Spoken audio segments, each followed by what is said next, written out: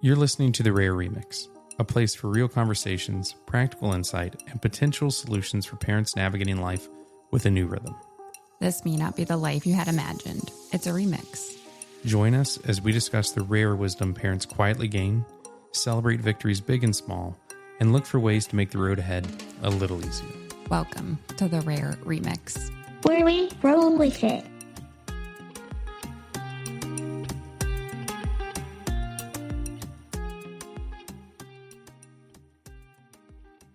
All right. Hello, everybody.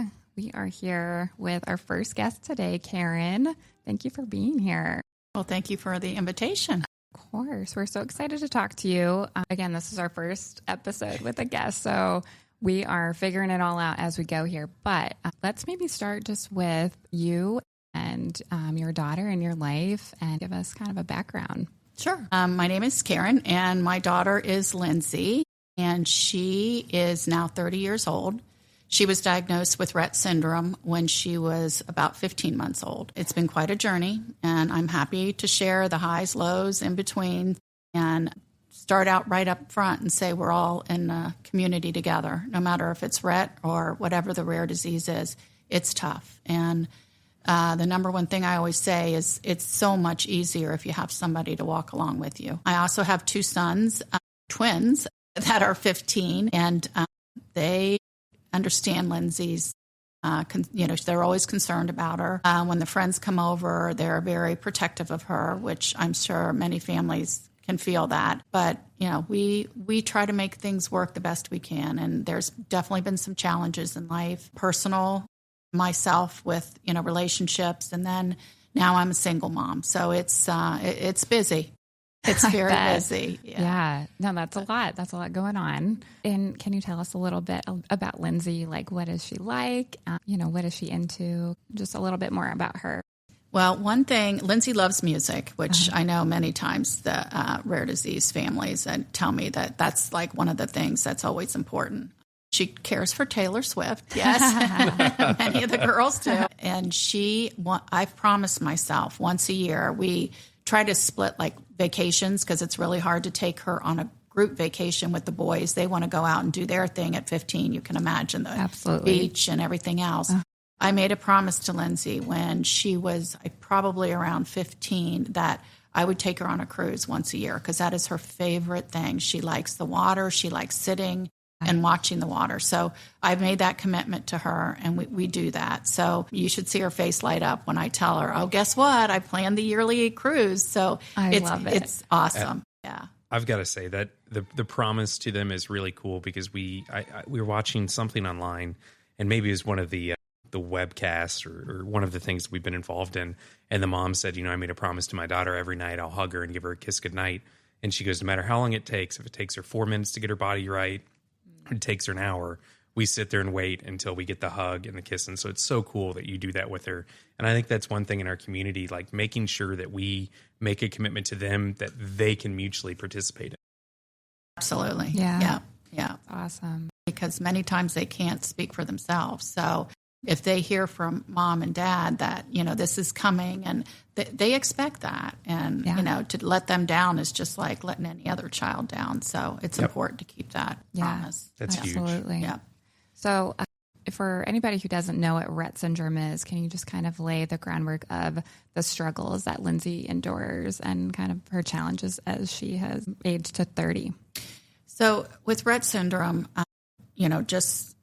they are typically developing up until, it depends, but, you hear 10, 12 months, and then all of a sudden they don't develop any more milestones or lose the ones that they have. So along with many other people, and not just Rett syndrome, but in the rare disease whole community, there's families that say to me, we knew something was wrong. Just like that, I went to the pediatrician, and I was a first-time mom, and they poo-pooed it and said, it's just her way of developing. Yep. And as she continued, and I had other friends that had children around that age, I knew immediately there was something wrong. So I definitely took my own, commitment and said, I got to figure this out. I've got to go get an answer regardless of what they say. So I went back to the pediatrician and I said, I want a neurologist to look at her to see because something's not right. And then lo and behold, that's when the neurologist did, I think it was a 4 or 5 hour evaluation with PT coming in, OT. They looked at me, and while we were going through all the different ideas of what it could be, it was almost as if they said it could be Rett syndrome, but we don't want to say it's Rett syndrome. So it was very hard when I finally did get that diagnosis. And how we got it is I did know that there was a Rett syndrome specialist. And at the time, I mean, this was 27 years ago. There was not a lot of opinion leaders for Rett. So my dad lived down in Texas. So I went to see the group at Houston. And lo and behold, it took Dr. Daniel Glaze only like 20 minutes. And he looked at me and he goes, "You're correct. She's got Rett syndrome." And so at that time, it was challenging because they didn't identify the gene yet. Yeah. They were right in the process of all the medical parts of that. And I was asked, can Lynzie, can we draw her blood? And when we are ready, I'd like to have her in the first batch. So, took her home. I had to do my own, where is the best PT, OT, speech, because that's so important, not only for Rett, but that's a challenge with, everybody, across the board. Yeah. Across the board. Yeah. So it was difficult to try to find what I needed. And then lo and behold, it was probably 6 months after that first visit that I got the call, and she had the MECP2. It was confirmed. Yeah. So at that point, unfortunately, her dad and he was in great denial. And it was a very difficult time because I was trying to do the best I could for her, and he was running the other direction. And so our relationship was so tense all the time. And I finally just had to sit down with him and say, if you can't do this with me, I've got to do it alone, because we can't be arguing and doing the things we're doing and not care for her. Absolutely. So at that point, unfortunately, I did end up moving out, and it was Lynzie and I for quite a long time. But we made it work. We did. We had so much fun. She loved to go to the pool and do all those things. So it was her and I everywhere all the time. And our dog, Abby, we had a golden retriever that was by our side through it all. So it was many ups and downs like we all face, worries. She started the seizures, and I remember her having an unbelievable seizure. And I was like, I couldn't get a hold of, I was trying to get 911, but she was so bad and I was panicked. I ended up putting her in the car and driving her around our outer belt, crazy driving. And I look back on that time just because I was so scared.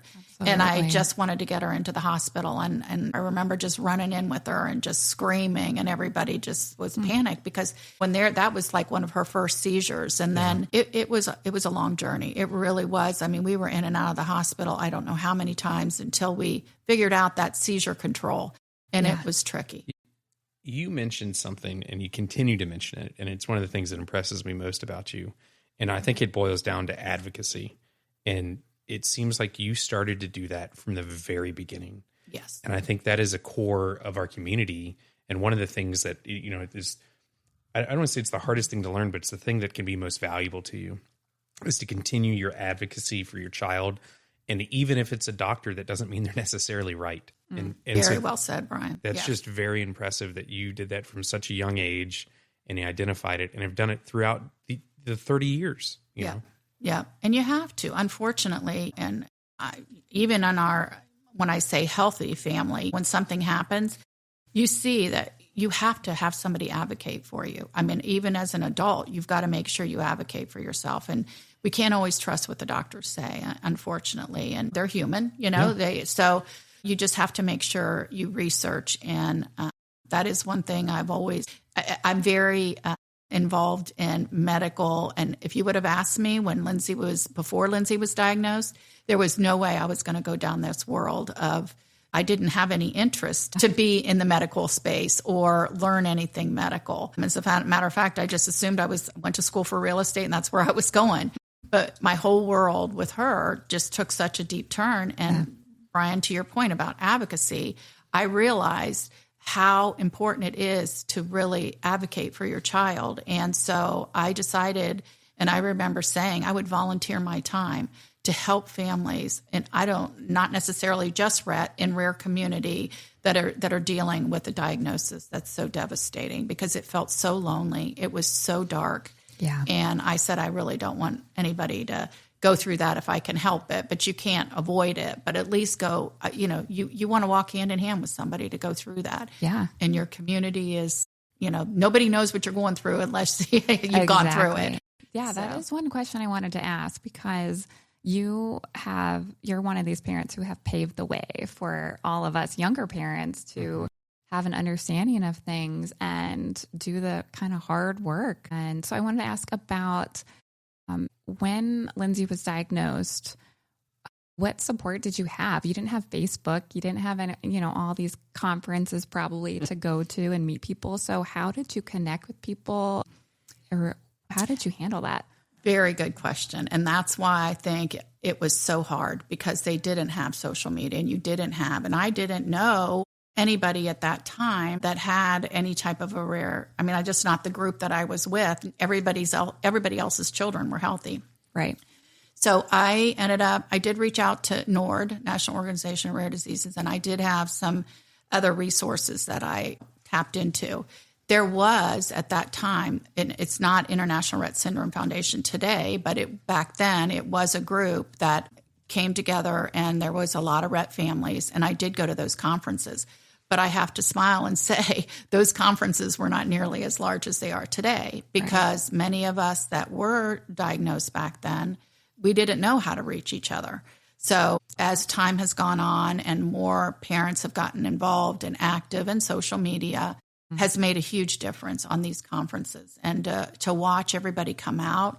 And even I was at a national NORD conference, and that too, I think just having the ability to spread the word does help along the way. And you can feel like you're part of a group somewhere and you're not walking this alone. Yeah, for sure. Yeah. So I did want to go back to, what year was Lynzie actually diagnosed? She was diagnosed in 99. Okay. She was diagnosed in 99. Okay. Yes. And so at that point, the MECP2 gene, all of that information was kind of just coming to a head. Was that information that when she was diagnosed, you received from doctors, or how did you come about kind of understanding what Rett syndrome is and the basis of it?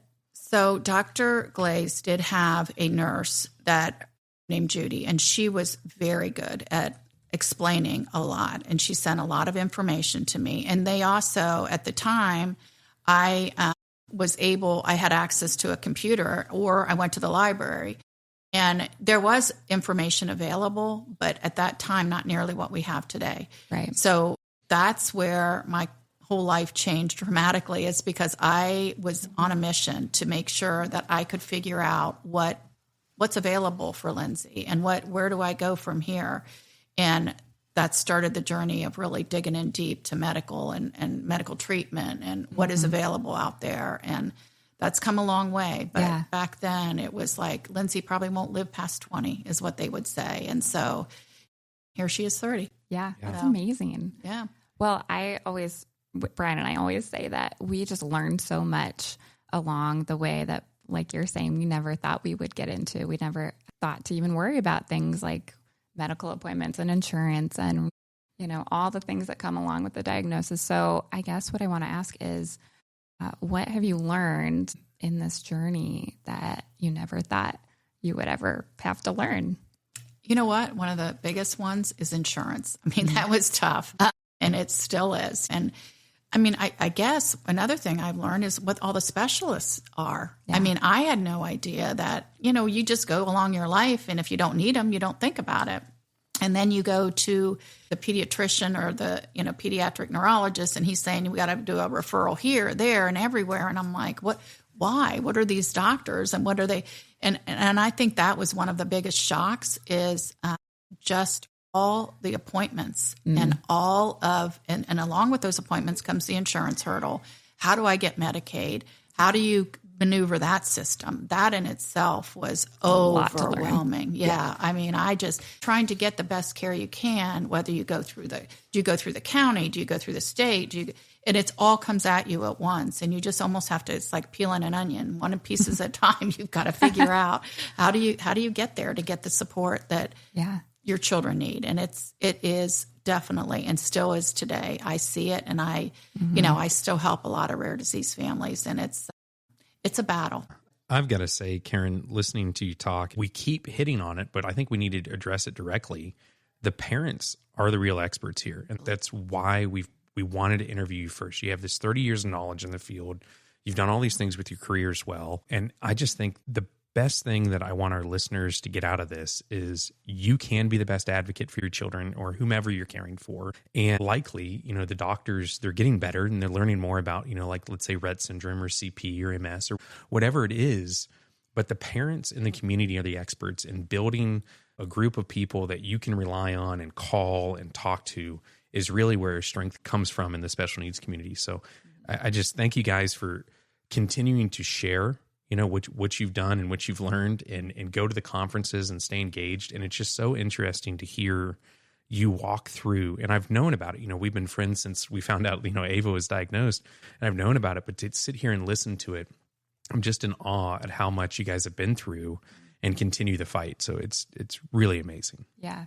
One reason we wanted to start this podcast was attending some of these events, like at the conference or the Rettaways or whatever the community event is. Talking to the parents is where we find that gold. Like, what's our current struggle? What are you guys doing as a solution? And so that's our hope, is to kind of put out publicly what this great wisdom that we all have, and we all do have, because we learned so much. So yeah, I guess with that, do you feel like you've had to, over the years, come up with some creative solution for some struggle with Lynzie that you've been able to share with others? Absolutely. One of the things I want to, after you said that about going to these conferences and having the older parents, when I say older, we've been here for a long time, we learn from you too, because that's another thing I think everybody assumes, because, we've already been through a lot. There's still a lot we don't know, right? And there's still a lot that has changed since the diagnosis, when our children, as older parents, when they were diagnosed, and now today. And I'm still in awe when I go to these conferences listening to all of you. And there's things that, like the Toby, a good example. That's shocking, because when, when we only had yes, no cards, and that was all we had, because for those that don't know, our Rett girls don't talk. It's one of the things, so it's been a long, hard time, because you can't tell them where it hurts and what happened. So, to your question, I think I every day I say to myself, there could be a challenge coming around the corner. And to your point, you have to reach out to somebody that can help you. And when you have a community, and especially those that are ultra rare, it's really, I really, my hat goes and my heart goes out to you, because we have a community, although ours is rare. I hear some of these that are so ultra rare, and I know that has to feel terribly alone, because it's almost, Lynzie and Brian, what we felt when we didn't have that community out there. Yeah. And you really need to, as Brian says, advocate to try to find out, where can I find these parents that are going through this? And I've seen some amazing stories about how people have been able to get the ultra rare other parents together. And another thing is fighting legislatures. I mean, there's a lot going on all across the country.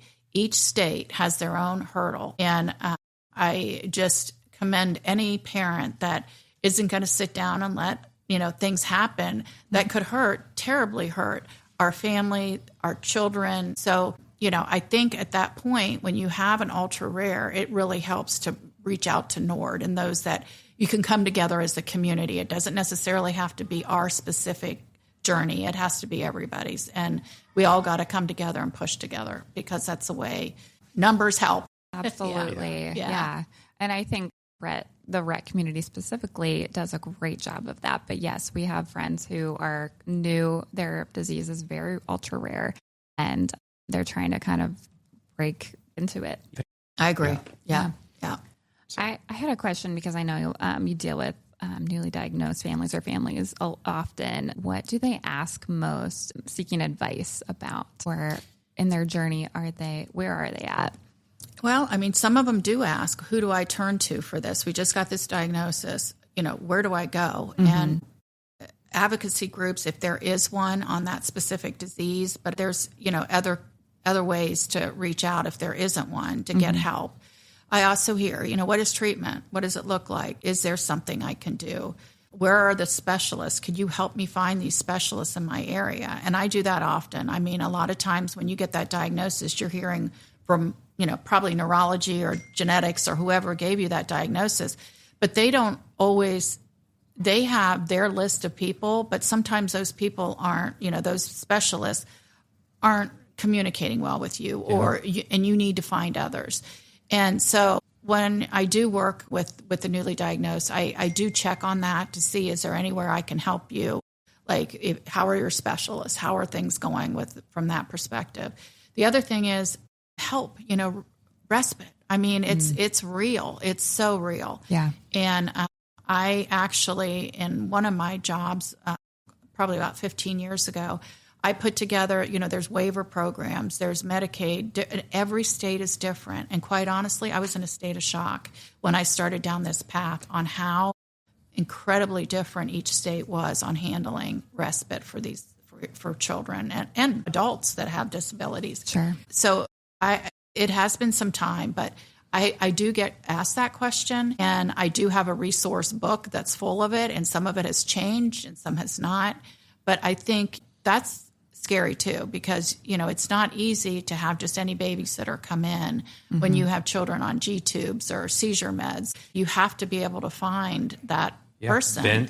Yep. So I was going to ask, as Lynzie was growing up and as a single mom, how did you handle respite for yourself? Well, I was blessed that my dad and his wife, I had lost my mom at a young age. So they were very helpful in coming to help me for a while, but my dad helped me a lot and said, Karen, you need to you're going to have to figure something out. We're going to have to get nursing or something. But when you're working as a single mom and you don't have that kind of finances to be able to write out pay for a nurse. And I was lucky enough, actually a physical therapist said to me, Lynzie would really qualify for this waiver program. You need to look into it.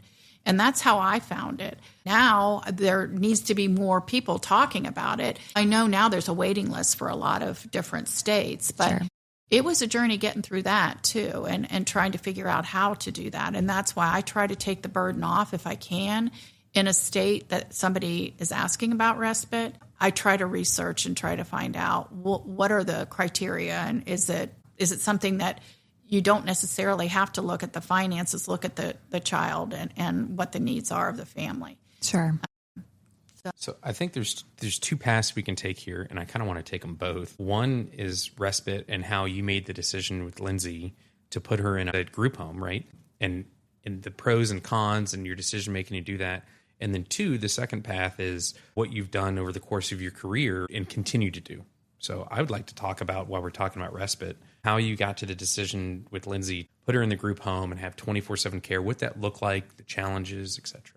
Well, that's a very good point. And I will tell you, Brian, that was one of the hardest times of my life.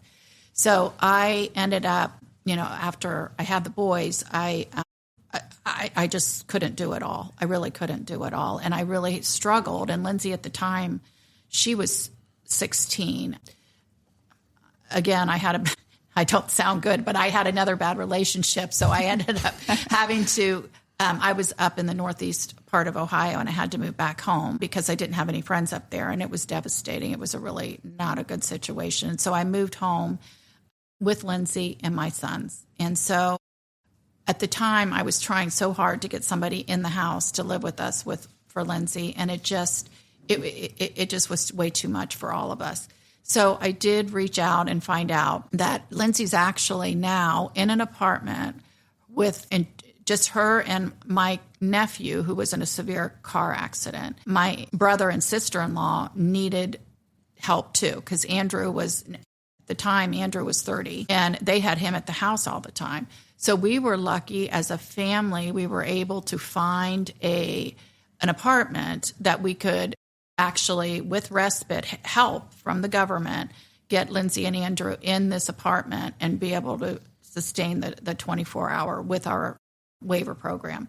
That's not easy. It's not. It was a long journey and a lot of fighting. And it was very difficult for me to let go of Lynzie. Absolutely. It was so hard. And the one thing that always rings in my head when I have the days where I want her to come home and stay, I remember my dad saying to me, Karen, if Lynzie were, and at that time it was 18, if she were 18, she would be graduating from high school, and where would she go? College. She'd want to be out on her own. Yeah, that's a great point. So it's still, but Dad, she needs constant care and constant help.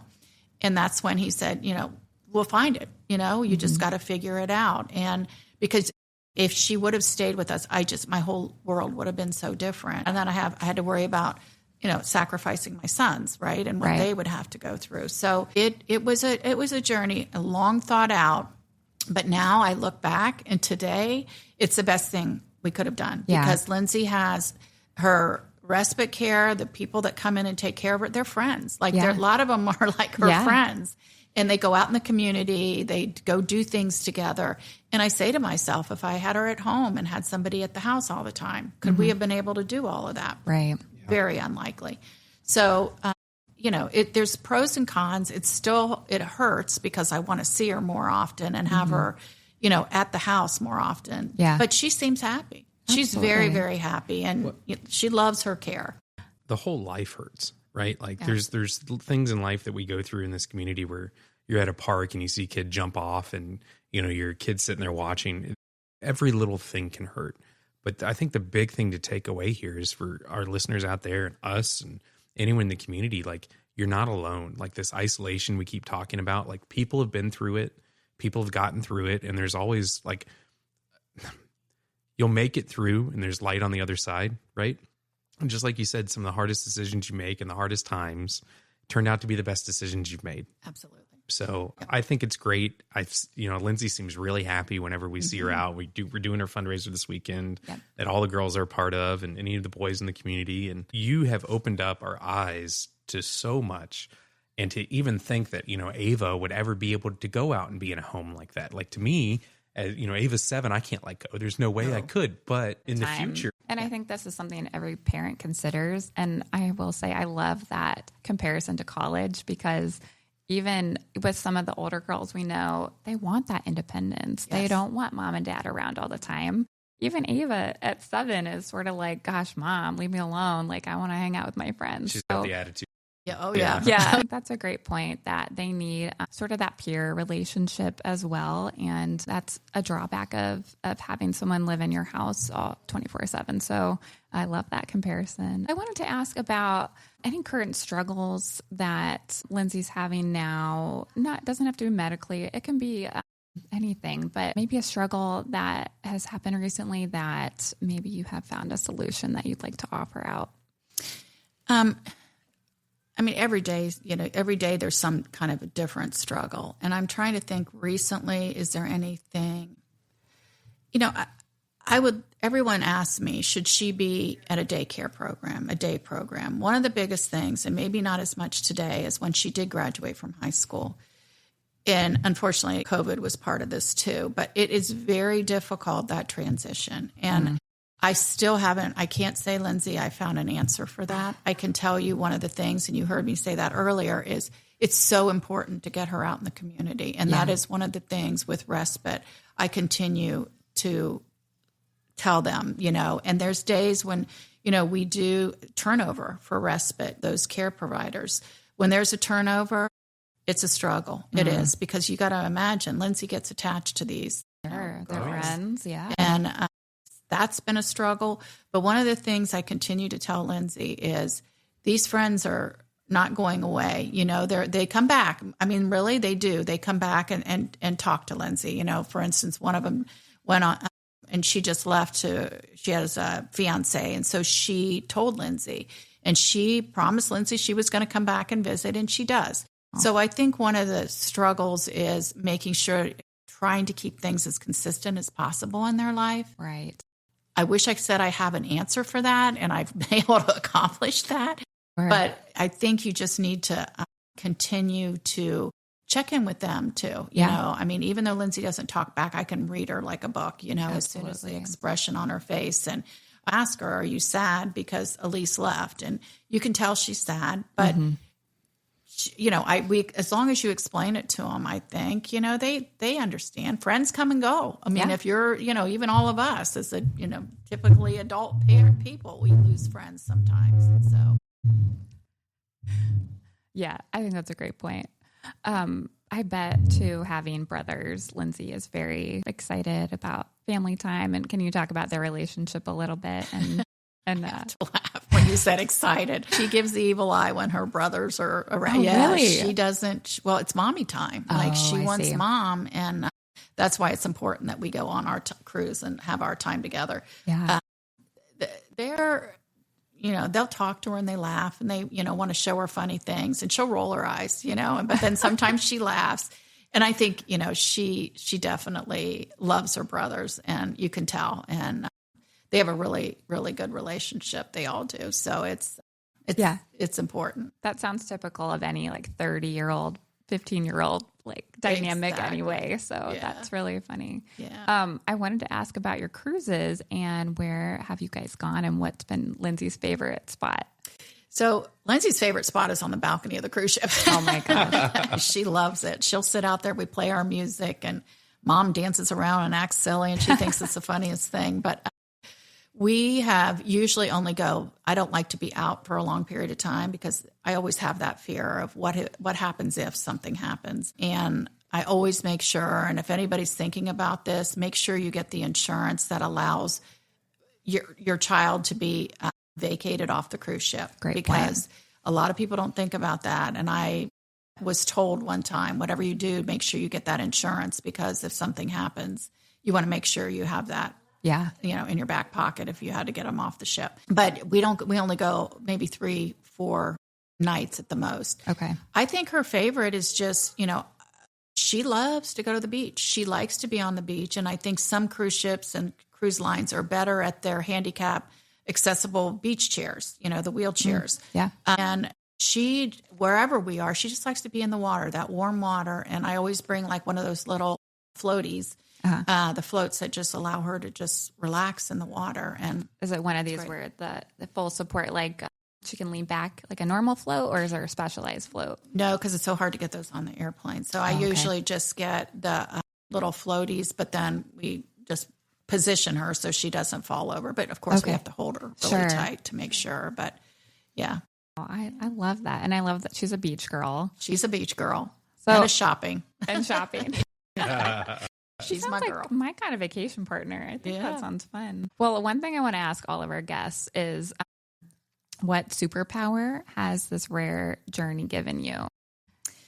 You know, Lynzie, I think one of the things I always look back on, and I don't want to say I wasn't empathetic and sympathetic to humans and people. And, you know, I think until you have to walk through this life, you realize how lucky and blessed you truly are. And the empathy has definitely, I would say, if there's anything that my daughter has taught me, is to be empathetic and not ever feel sorry for yourself. I mean, you know, they're think about the life they have. And when I have a bad day, I'm like, that would be a good day for Lynzie. And, you know, I think we all need to remember that, yes, when we're in the dark, and it's a dark time with, you know, the diagnosis all the way through. You've got your hills, your valleys, and we're here, and we're all in this. Somebody said to me one day, and I'll never forget it, that it's a club I never wanted to join, but it's a club that we all get along. And I love that, because I think it's true. We're all here, and we're all going to learn something from our children. And you know, and mine was empathy. I just am very soft and empathetic, and respect what people are going through. I think that's a great superpower to have, and one that we have all learned. And I think we can share in the rare disease community for sure. Yeah, for sure. Yeah, I love that. A bad day for me is a good day for her, you know, or them, or whomever it is. It really keeps things in perspective. So. Yeah, and we all as parents want to correct and make better whatever we're doing, and with whatever they're going through. And unfortunately, we all know we can't. We can just do the best we can. And we're all making mistakes too. That was the other thing. I used to beat myself up. I should have known better. I should have thought about that doctor or this or that. And I went through that journey quite often. And you know what? You can't. You can't. You did the best you could at that time, and don't beat yourself up. Yeah. One of the other things I'm going to say really strong, and I'll never forget it, when Dr. Glaze gave me the diagnosis of Rett syndrome, he says, Karen, I'm going to tell you something.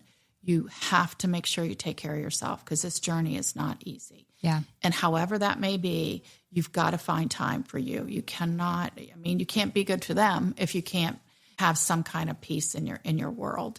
And everybody has something different. And whatever you can find to relieve that, I highly recommend. Don't forget to do that. And make a commitment to yourself. I said that about a commitment to Lynzie. You got to make your own commitment to yourself to stay healthy. Yeah. Karen, you've said Dr. Glaze now, 3, 4, 5 different times.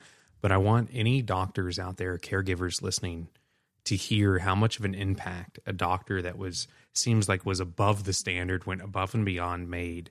I know that we have gone into doctor's appointments where, the doctors don't even acknowledge Ava is there, right? They don't even talk to her.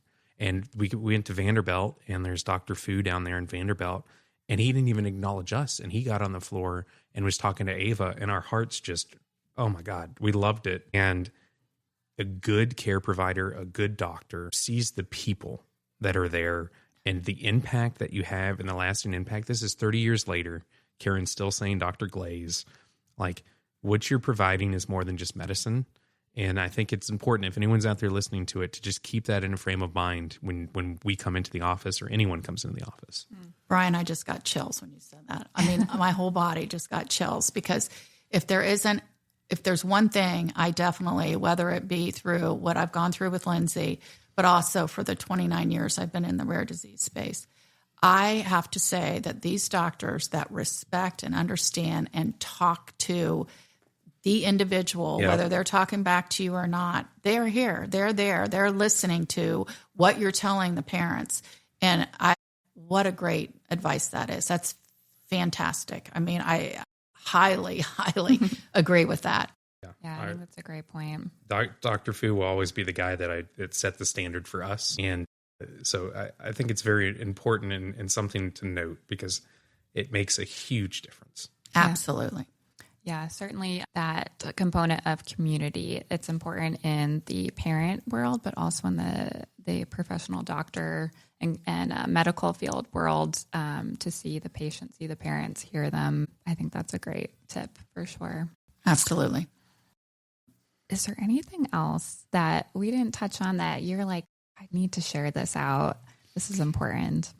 I look back on my 30 years with Lynzie, and I think about how many new friends that I've met through this, and how many have made my life so much better because they've supported me. And a lot of it's the Rett community. A lot of it is just people that, even like I said, working in this career space, and it may be, an SMA family that I'm still really close with. We are all, the friendships and the trust that I've developed by getting to know so many people in this entire community of rare disease, it's amazing. And we all share something, but we all have a lot to share with each other. And if we, what you guys are doing right now with this podcast, excellent, because it does bring everybody together, and it helps you learn, and you have somebody you can trust, and we got to figure it out together. Yeah. We do. And it's not a life that we always wanted to choose for our children, but our children deserve us to be their advocates all the way through. Absolutely. I think that is a great spot to end. And so I think we'll wrap it up and just say thank you so much for sharing. Thank you for coming in with us. Yeah. It means so much. And I think it will be really helpful to hear from you. So thank you. Thank you both. And thank you for doing this. We appreciate it. And if you guys are still listening, we hope to have more interviews like this in the future, maybe even bring Karen back. But for now, thanks for listening, and we'll see you next time.